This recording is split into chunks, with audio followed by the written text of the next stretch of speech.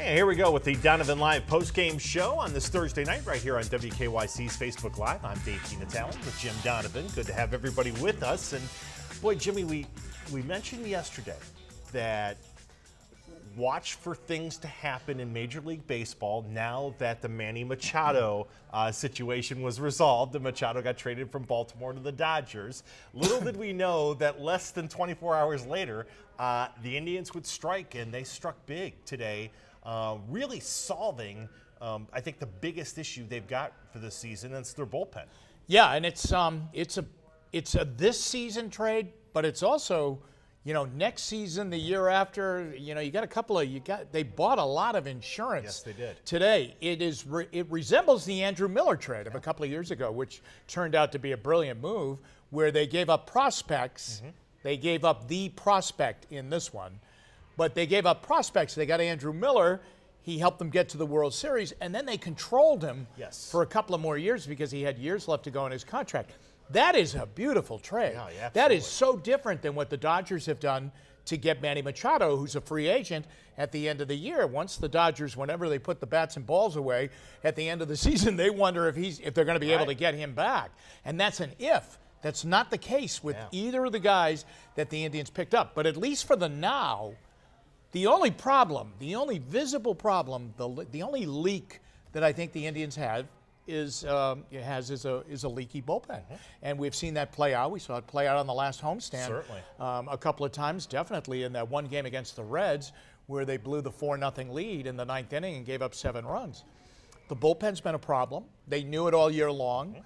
They knew that losing, you know, Joe Smith and Brian Shaw, they were going to have to fiddle with that, and they haven't been able to really rectify it. So I think that they realized they had to go out and get a deal, and boy, they got the deal done. And it's I commend them in a lot of ways. I think, let's start first with Brad Hand. Now, he's an all-star, so now the Indians, as our colleague Ben Axelrod put it in the story, they left for the all-star break with 6 all-stars. They're going to start the second half of the season tomorrow with 7 all-stars. I mean, Hand's a guy they control now for a couple of years, 19, 20, the rest of this year, all of 19, all of 20, and into 21. He's got a player option. He's got player option for 21. 24 saves this year. I mean, his ERA is a little bit high, but he gives you another option. Now, if you're Terry Francona, you don't have to pitch Cody Allen in non-save situations anymore. You have 2 options now to work the 9th inning. You can have one work the 8th, one work the 9th.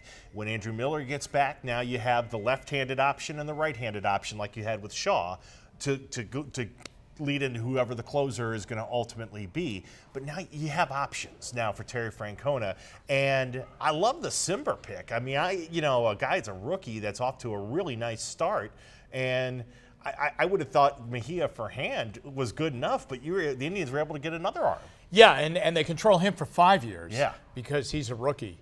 So, you know, he's 3-5. He's been in, what, about 42, 24 or 40?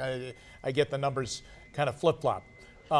But really, right now, the Indians sit in a really good position because, at least as we sit here today, they don't have to rush Andrew Miller back. No. Now, I know Miller wants to come back, and he's rehabbed down in Columbus with the Clippers, and he had a safe outing the other night. But you can be very cautious with him. And I know they would be anyway. They have a 7.5-game lead. But still, you don't have to push him back very, very quickly right now. You can really take your time and make sure that this isn't an ongoing thing. Because last year, he came back a couple of times, and it was an ongoing thing. And then by the end of the year, you knew that he wasn't right. And he wasn't in the postseason. But you can really make sure he's okay because you put Hand right in there, and you've solidified that bullpen.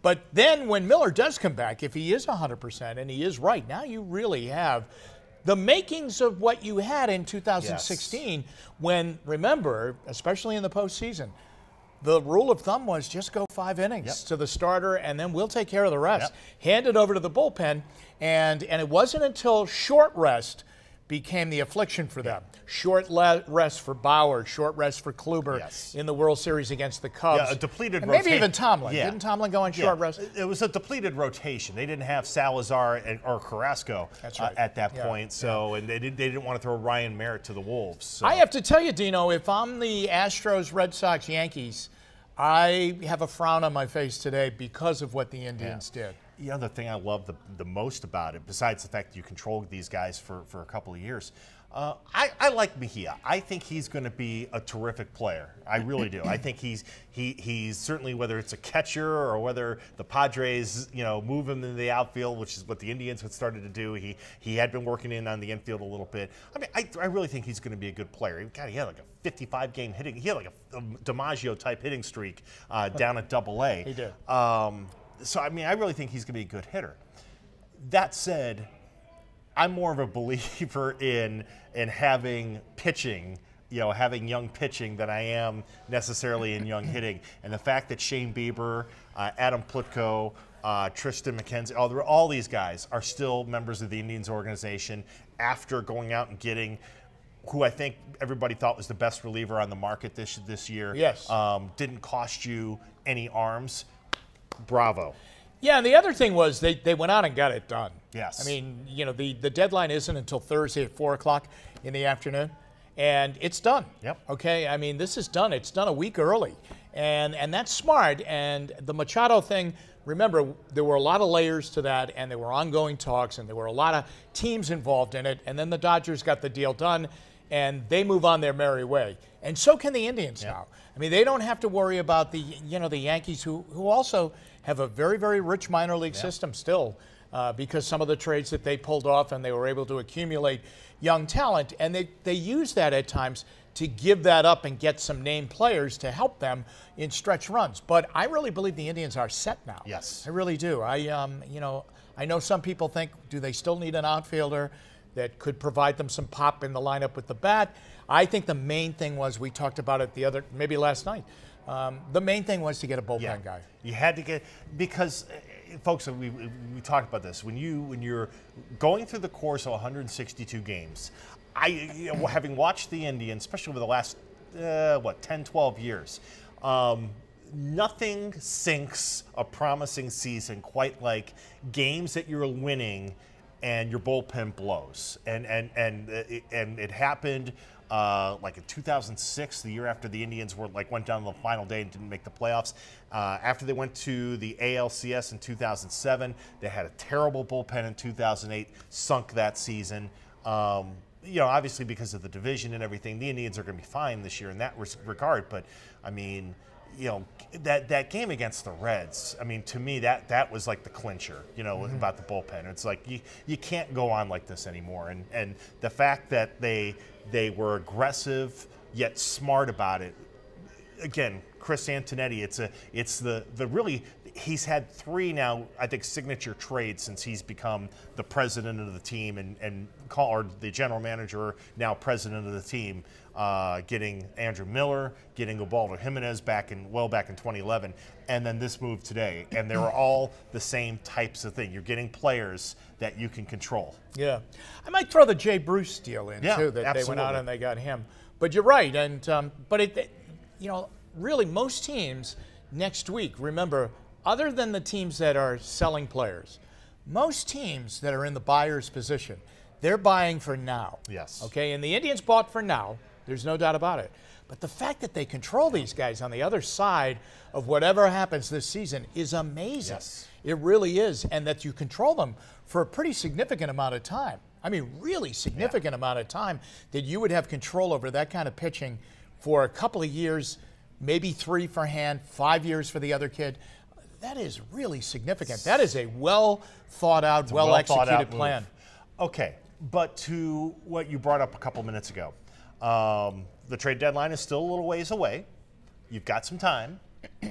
I still think because of the Chisenhall injury, the Zimmer uncertainty, I think they are in the market for an outfield bat. I do, but I don't think they're gonna be smart about it like they were with this. I don't think they're gonna part with anything. Shane Bieber isn't going anywhere. Let's put it that way. They're going to be smart about it, but I do think they would like to get an outfield bat, somebody that could come in, preferably,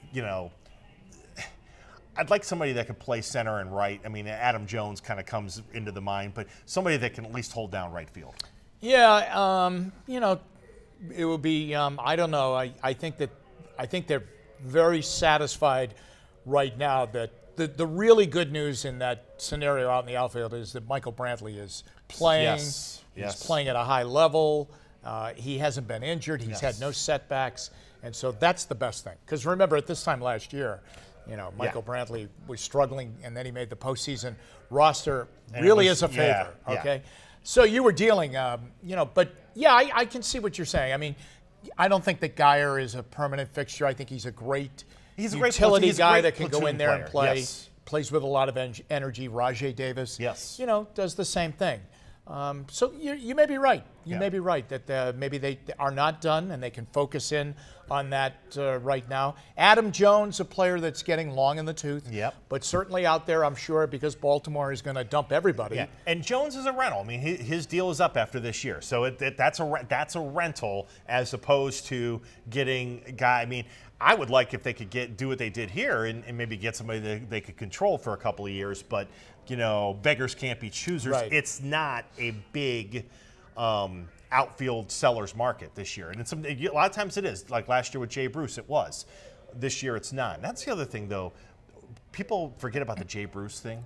They did that deal in early August after the non-waiver deadline was over, and they still swung that deal, which is still, again, it's a testimony to Chris Antonetti and Chernoff and their ability to think outside the box and be smart about it. Yeah, so there is a lot of fiddling going on in the outfield. I mean, Greg Allen's out there, Rajay Davis is out there, Geyer's out there. There are some people out there that are trying to hold serve. And I don't know if they can get by with those guys, if they're going to ride them the rest of the year. So that will be interesting, Dino, whether or not they pull the trigger on another deal. They have the better part of a week now to try and make that happen, and they can move off the bullpen. There's nothing else that needs to be done. Yeah, the bullpen is, I think, is set. So I think that's ready set. to go. A couple questions, and then I want to get to another point here with Jimmy. From Scott, do you think Brad Hand is a safety net in case they don't sign Cody Allen after this year?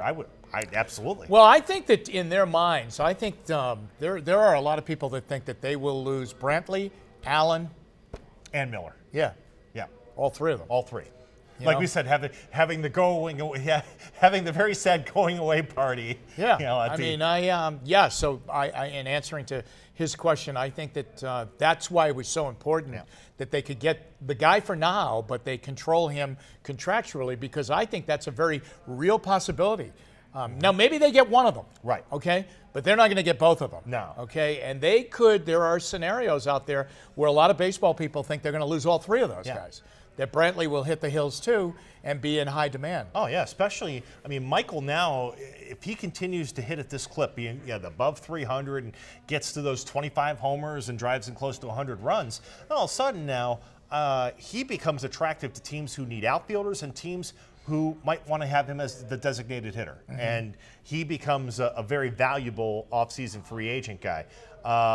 Rick says, I think Cody Allen is as good as gone after the season. He might be, absolutely. He's going to be, closers tend to make a lot of money in the offseason, and that's one of the reasons why the Indians, I think, did this. Chris says, if they get an outfield bat, won't it have to be someone that's under contract for multiple years? That's what I like about the front office. Now, Jay Bruce last year, Chris, was not one of those guys. See, I don't think that's as important as this, as the bullpen thing was. I mean, I think if you can control pitching, and I think the Indians, that's their strength now. I mean, their strength is their starting pitching, and now hopefully they've got their bullpen fixed, and that's what makes them such a tough out, I think, in the playoffs, in any kind of series, best of 5, 7-game series, no matter who they match up against, they're going to get a quality start every time out, and then if that bullpen's okay, well, they don't have to drain, keep a starter in there for longer than he should be. So I think that's fine.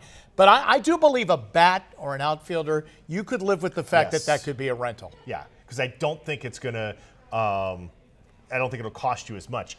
Great question here from Andy. Do you think Mejia's reluctance to move from catcher to outfield made him expendable? Well, we talked about this the other night. I think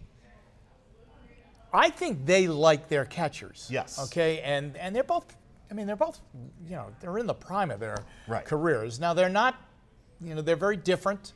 But they're both very sound defensively. Gomes is tremendous, defensively with a great throwing arm, a great release and things like that.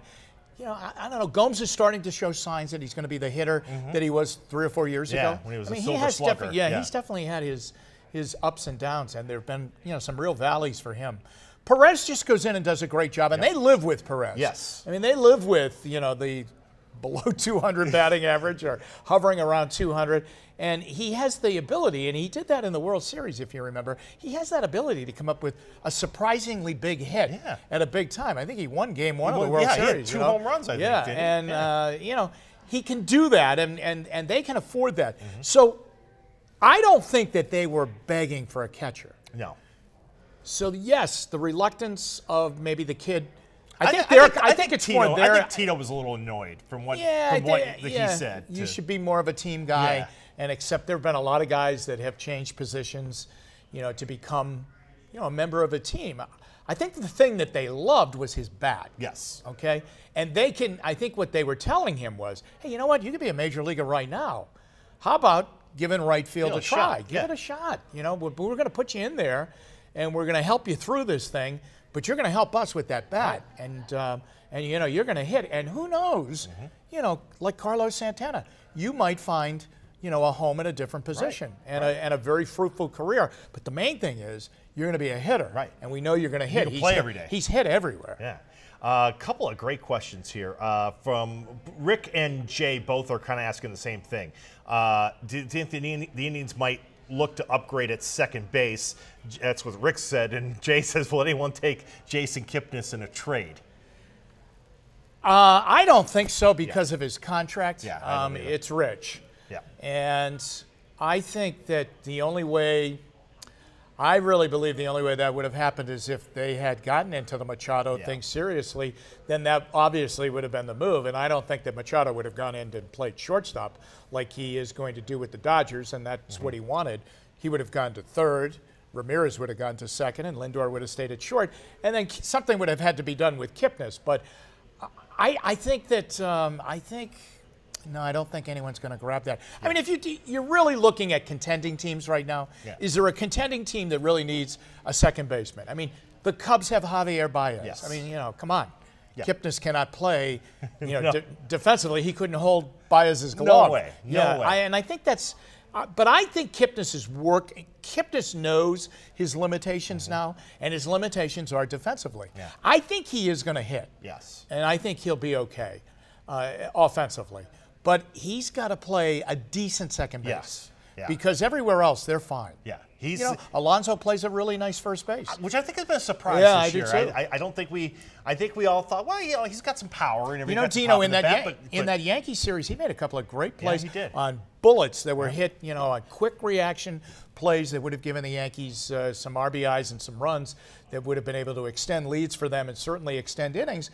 But Kipnis, I think, would be a tough sell right now. And I can't think of a team that is saying, we need a second baseman. Like the Yankees, the kid Torres is hurt, but he's about ready to come back. Right. A second baseman for which you probably have to eat a portion of his contract in order to make him attractive to another team. Would the Indians have to, say they did, wouldn't the Indians have to probably say, well, we'll pay a chunk of that? And I don't think the Indians want to do that. I don't think they dislike him that much that they want to pay for him to go to another team. No, he's one of Terry Francona. Listen, Terry Francona's got favorites, and the guys he loves second baseman. He loved Pedroia, right? He used to play. What was it, cribbage with him every day in the clubhouse, and I think he likes Kipnis. He likes Kipnis. So the long answer to Jay and Rick, no, I don't, and Scott also, no, I don't think Jason Kipnis is going anywhere. Okay, last thing I want to ask you. Here's last show for us of the week here, and we're a week away now from Cleveland Browns training camp. Is there a point that fans should be a little concerned that the 2 first-round draft picks aren't signed yet? Mr. Mayfield and Denzel Ward. And remember, there are like 5 other first-round picks that are not signed yet. I'm going to say no, although I came over to you today and said, hey, when are they going to sign their contracts? It could happen tomorrow. Okay. I would be a little bit worried if it doesn't happen. If it doesn't happen tomorrow and it doesn't happen by Monday or Tuesday, I would go, wow, what are we doing here? They cannot afford to miss time. No. And I'm talking about the players. And typically what's going on right now, because everything is slotted, it's not the salary, it's what they call the offset language. Yes. And the offset language are these bonuses, the guaranteed money, the bonuses. How do you collect those? Do you collect them all at once, or are they spaced out? Now, there is precedent here, and it does cause me a little bit of alarm, and that is the Joey Bosa situation from a couple of years ago, because he did hold out for a significant, all of training camp, I think, and then when he came back just before the start of the regular season, he got hurt. Yeah. And that's what you worry about, and then he wasn't really ready to go until the end of the year. Now, Bosa played really well in his rookie year, but he lost a lot of time. And that head coach lost his job. I mean, because of that, that they were losing, and they would have been a better team if Bosa had been ready to go. I still don't think it's a cause for alarm, but I do believe if Monday or Tuesday you don't have deals, I would really wonder if, what the heck is going on, because they should sign. Yes. And I think both players realize now. I think Denzel Ward came out and said a week or two ago, he was at a football camp that he was doing, don't worry about it. Okay. So I'm going to take him at his word, and I think that Mayfield realizes that in his plight to get on the field, he cannot miss a minute. Yeah. If he really wants to compete for the job and really make that impression, and really get everybody talking, can't miss a minute. You can't miss a minute. And I'm talking a minute of meetings, films, everything. Films, practice, and this will be the only time, if their plan is what they say it is, to play Tyrod Taylor, and we're going to take them at their word that that is the plan. This will be the only time that he'll really get significant practice time, because once they get into it. And that will be right after that last preseason game.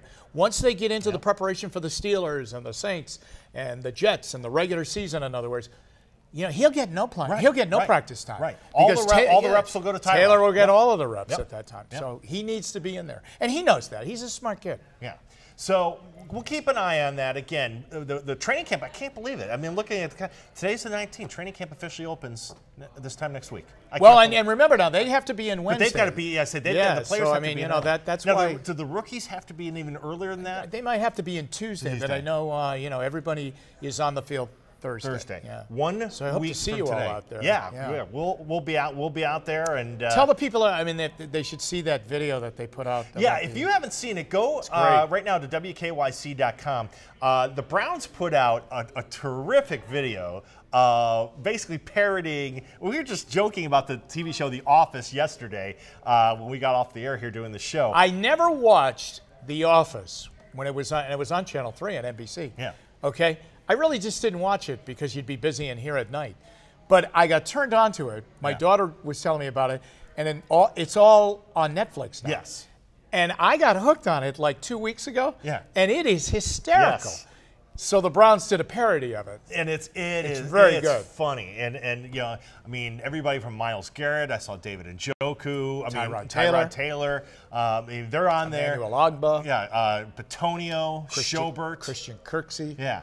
I mean, they really had a good time with it. And it all goes, what Jimmy and I have talked about, it's kind of been the theme since free agency and the trades they made.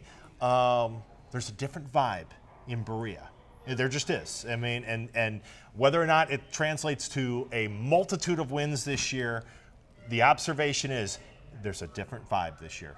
Yeah, there is a different vibe. Yep. We'll hopefully start to see that vibe, and you'll make a connection with it right away. You'll see it, and you'll see it starting Thursday, and it will be, I used to watch the Browns in training camp, and you were out there too, because your station used to chart every play. Every single quarterback. And the thing that I would say to myself, wow, they don't look good. Yeah. The ball was always on the ground. Yeah. Quarterbacks not hitting receivers not running the right routes, receivers not catching the ball, people knocking the ball out. Yep. I saw the ball coming out of David Njoku's hands more in the first week of training camp last year than it was in his hands. Yes. Remember, he was having a fumbling problem. I think visually that should be solved this year. You should see them because they're just better and they have better players. Yeah. And they have better guys throwing the ball. And they have better guys throwing the ball. That's the biggest thing of all. The era of coaches looking over their shoulders at the front office, that seems like that's over with. And We'll see. Yeah. The proof will be in the pudding when it's on the field, but it should be a lot more, I think, an enjoyable product to the eyes and ears when we're out there again. We'll see you out there a week from now for the first day of training camp. Okay, that'll do it for us. We'll see you back here on Monday. For Jim Donovan, for David Herviton, I'm Dave DiNatale. Thank you for watching the Donovan Live postgame show right here on WKYC's Facebook Live. All right.